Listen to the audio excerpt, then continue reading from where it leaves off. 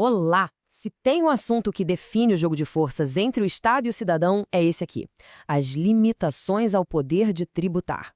Para quem está na reta final, para a prova de delegado, dominar essa balança não é só importante, é crucial. Vamos então decifrar juntos as regras que nos protegem do poder do fisco. Bom, nosso roteiro para esta revisão é bem direto ao ponto. A gente começa com o básico: o poder de tributar e seus limites.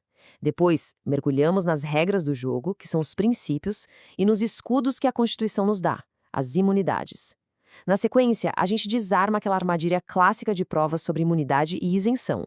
E, claro, fechamos com os pontos-chave para garantir a questão. Então, vamos direto ao que interessa. Os limites para a cobrança de tributos não são de forma alguma simples sugestões. Pelo contrário, são verdadeiras muralhas jurídicas. E mais, são protegidas como cláusulas pétreas. Isso significa que elas formam um núcleo duro, aquele que não pode ser mudado, dos direitos de quem paga impostos. Entender isso é a base de tudo. Para organizar o raciocínio, é bom pensar no termo limitações ao poder de tributar como um grande guarda-chuva, um gênero. E embaixo dele a gente tem duas espécies principais que vamos analisar hoje: os princípios, que funcionam como as diretrizes, e as imunidades, que são proibições diretas. Essa estrutura é fundamental para não confundir nada na hora da prova, hein? E olhe só, isso não é só uma interpretação qualquer. O próprio Supremo Tribunal Federal já bateu o martelo. Essas garantias são intocáveis. E o que isso quer dizer na prática? Quer dizer que nem mesmo o Congresso, por uma emenda à Constituição, pode simplesmente apagar essa linha de defesa. É, sem dúvida, a proteção máxima do cidadão contra a sede de arrecadação do Estado. Muito bem, vamos agora para a nossa primeira espécie de limitação: os princípios. Pense neles como as regras do jogo. São as condições fundamentais que o Estado tem que seguir para poder cobrar um tributo. São basicamente os "isso não pode" que a Constituição impõe ao fisco. O mundo dos princípios tributários é enorme, mas, estrategicamente, para a prova, o foco tem que ser nesses três gigantes: legalidade, isonomia e não confisco. Compreender de verdade como cada um deles opera não é só um diferencial, é o que realmente separa quem passa de quem fica pelo caminho. O princípio da legalidade é o alicerce de tudo. É aquela famosa frase "não há tributo sem lei", ou, para quem gosta do latim, nullum tributum sine lege. A ideia é simples, mas muito poderosa. O governo só pode cobrar um tributo se existir uma lei, aprovada pelos representantes do povo, autorizando essa cobrança. Nada de criar ou aumentar imposto por decreto, por exemplo. Agora, o legal deste ponto é o detalhe. A Constituição fala que precisa de lei, certo? Pois bem, o Código Tributário Nacional, o CTN, vai lá e especifica para que precisa de lei. É só dar uma olhada na lista. Desde criar um tributo até dizer quem vai pagar, quanto vai pagar e sobre o que vai pagar. Tudo isso, sem exceção, depende de lei. É o que a gente chama de tipicidade fechada. Seguindo em frente, vamos para o princípio da isonomia, também conhecido como igualdade tributária. Ele tem uma via de mão dupla, digamos assim. Por um lado, ele proíbe tratar de forma diferente pessoas que estão na mesma situação. Mas, por outro lado, e aqui que está o pulo do gato, ele exige que a lei trate de forma diferente os desiguais, na medida exata das suas desigualdades. É isso que justifica, por exemplo, as alíquotas progressivas do imposto de renda. E, finalmente, o princípio do não confisco. A ideia é que a cobrança de tributos não pode ser tão pesada a ponto de aniquilar a propriedade ou a renda da pessoa.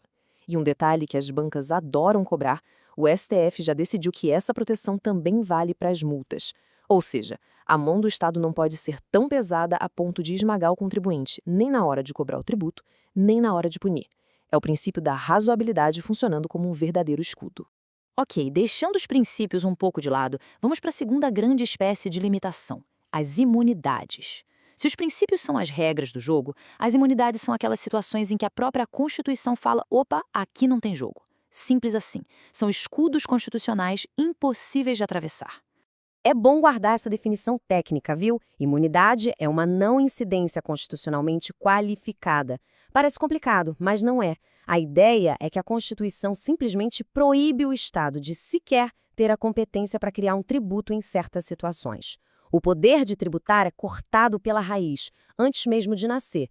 E aqui estão os principais beneficiados por essa proteção toda. Tem a imunidade recíproca, que existe para manter o equilíbrio da federação, a dos templos, que garante a liberdade religiosa, as de partidos e sindicatos que protegem a democracia e, claro, as imunidades cultural e musical para incentivar o acesso ao conhecimento e à arte. Vamos dar um foco especial na imunidade recíproca, porque ela é importantíssima. O objetivo dela é proteger o nosso pacto federativo.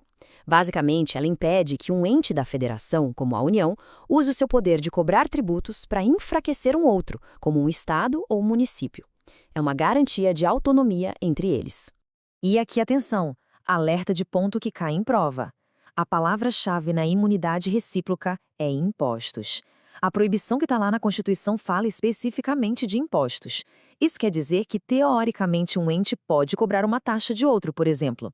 Essa pequena diferença é uma mina de ouro para os examinadores, fique de olho. Certo. Agora vamos para a mãe de todas as armadilhas em direito tributário, a confusão entre imunidade e isenção.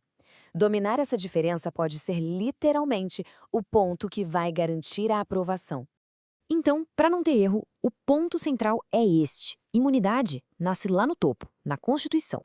Ela é uma limitação tão poderosa que impede a obrigação tributária de sequer existir. Agora, a isenção? Bom, a isenção vem de uma lei comum. No caso da isenção, o poder de tributar existe, a obrigação de pagar o tributo até nasce, mas aí a lei vem e simplesmente dispensa o pagamento. Uma impede de nascer, a outra perdoa a dívida. Captaram a diferença?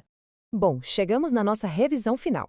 É hora de condensar tudo que a gente viu naqueles pontos que precisam estar frescos na memória no dia da prova. Então, para cravar na memória, limitações são garantias fundamentais e, por isso, cláusulas pétreas não podem ser abolidas. Princípio da legalidade, a regra de ouro, sem lei, sem tributo. Imunidade recíproca, só para impostos e serve para proteger a federação. A diferença matadora, imunidade vem da Constituição, isenção vem da lei. E aquele detalhe da jurisprudência, a imunidade dos livros vale para os e-readers, mas não para aparelhos como tablets e smartphones, ok? E para a gente fechar, fica uma reflexão final. Por que será que essa proteção é tão forte, a ponto de ser considerada uma cláusula pétrea? E qual a consequência mais importante disso tudo para o cidadão? A resposta, no fundo, resume tudo o que vimos. Elas são direitos fundamentais. E a consequência é a segurança jurídica, a garantia de que o nosso patrimônio e a nossa liberdade estão a salvo do poder, às vezes avassalador, do Estado. É o coração do Estado de Direito pulsando na área tributária.